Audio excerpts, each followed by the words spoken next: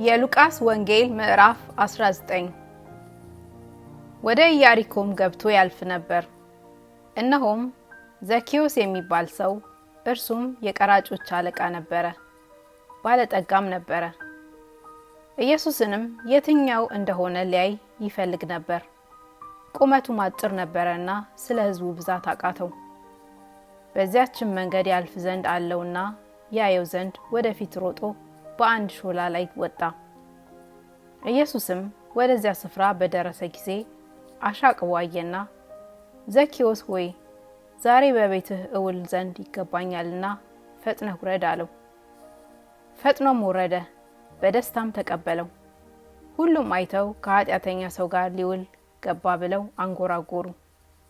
ዘኬዎስ ግን ቆሞ ጌታ ሆይ ካለኝ ሁሉ እኩሌታውን ለድሆች እሰጣለሁ፣ ማንንም በሐሰት ከስሼ እንደሆን 4 እጥፍ እመልሳለሁ አለው። ኢየሱስም እርሱ ደግሞ የአብርሃም ልጅ ነውና ዛሬ ለዚህ ቤት መዳን ሆኖለታል፣ የሰው ልጅ የጠፋውን ሊፈልግና ሊያድን መጥቷልና አለው። እነርሱም ይህን ሲሰሙ ወደ ኢየሩሳሌም መቅረቡ ስለሆነ የእግዚአብሔርም መንግስት ፈጥኖ ሊገለጥ እንዳለው ስለመሰላቸው ምሳሌ ጭምር ተናገረ። ስለዚህም እንዲህ አላቸው፣ አንድ መኮንን ለራሱ መንግስትን ይዞ ሊመለስ ወደ ሩቅ አገር ሄደ። 10 ባሮቹንም ጠርቶ 10 ምናን ሰጣቸውና እስክመጣ ድረስ ነግዱ አላቸው።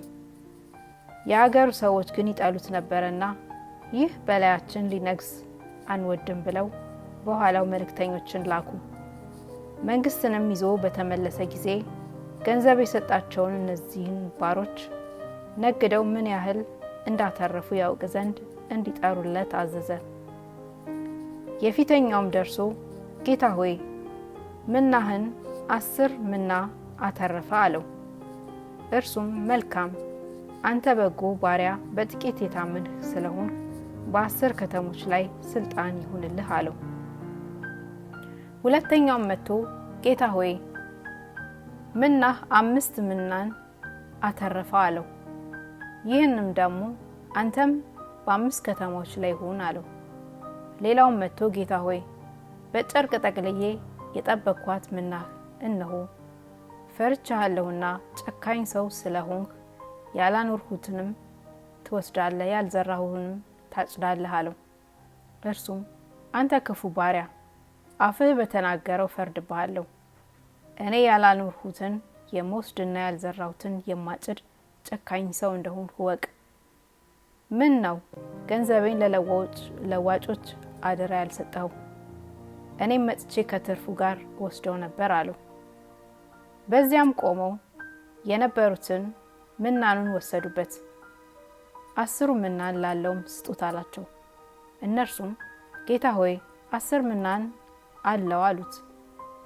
እላችኋለሁ ላለው ሁሉ ይሰጠዋል፣ ከሌለው ግን ያው ያለው እንኳን ይወሰድበታል። ነገር ግን እነዚያን በላያቸው ልነግስ ያልወደዱትን ጠላቶቼን ወደዚህ አምጧቸው፣ በፊቴም እረዷቸው። ይህንንም ከተናገረ በኋላ ወደ ኢየሩሳሌም ሲወጣ ይቀድማቸው ነበር።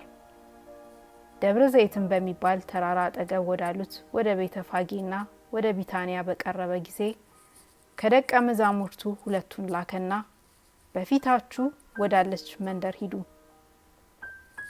ወደ እርሷም ገብታችሁ ከሰው ማንም ገና ያልተቀመጠበት ውርንጫ ታስሮ ታገኛላችሁ፣ ፈታችሁም አምጡት። ማንም ስለምን ትፈቱታላችሁ ብሎ ቢጠይቃችሁ እንዲሁ ለጌታ ያስፈልገዋል በሉ አላቸው። የተላኩትም ሄደው እንዳላቸው አገኙ። እነርሱም ውርንጭላውን ሲፈቱ ጌቶቹ ውርንጭላውን ስለምን ትፈቱታላችሁ አሏቸው።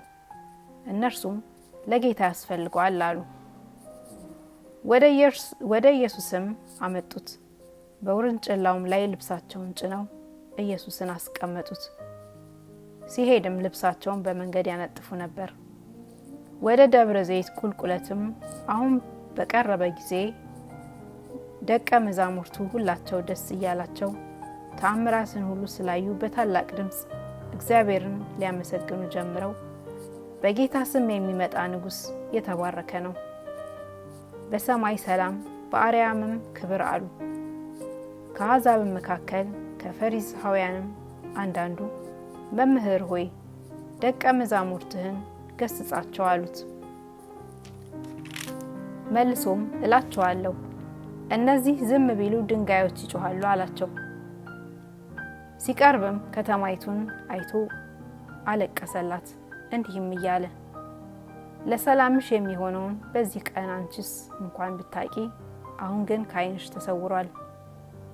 ወራት ይመጣብሻልና ጠላቶችሽም ቅጥር ይቀጥሩብሻል፣ ይከቡሻል፣ በየበኩሉ ያስጨንቁሻል። አንቺንም በአንቺ ውስጥ የሚኖሩትን ልጆችሽን ወደ ታች ይጥላሉ። በአንቺ ውስጥም ድንጋይ በድንጋይ ላይ አይተውም፣ የመጎብኘትሽም ዘመን አላወቅሽምና። ወደ መቅደስም ገብቶ በእርሱ የሚሸጡትን የሚገዙትንም ያወጣ ጀመር። እርሱም ቤቴ የጸሎት ቤት ይሆናል ተብሎ ተጽፏል፣ እናንተ ግን የወንበዴዎች ዋሻ አደረጋችሁት አላቸው። ዕለት ዕለትም በመቅደስ ያስተምር ነበር። ነገር ግን የካህናት አለቆችና ጻፎች የሕዝቡ ታላላቆችም ሊገሉት ይፈልጉ ነበር፣ የሚያደርጉበትንም አጡ። ሕዝቡ ሁሉ በትምህርቱ ይመሰጡ ነበርና።